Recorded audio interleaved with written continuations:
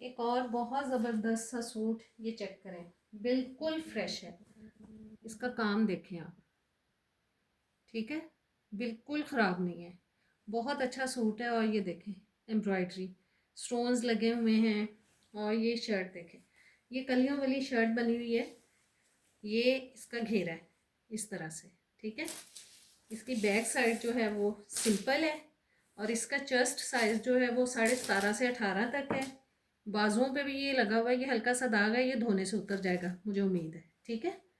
ये इसके साथ चूड़ीदार पजामा है, उस पर भी सितारे लगे हुए हैं, ठीक है, पजामे पे। और बड़ा प्यारा इसके साथ ये गोटे वाला दुपट्टा है। ये देखें जी, गोटी के फूल भी लगे हुए हैं और ये सारी किरण वगैरह लप्पा शप्पा लगा हुआ है इस पर। बहुत प्यारा सूट है, ठीक है। ये आपको मैं दे दूँगी 3250 में।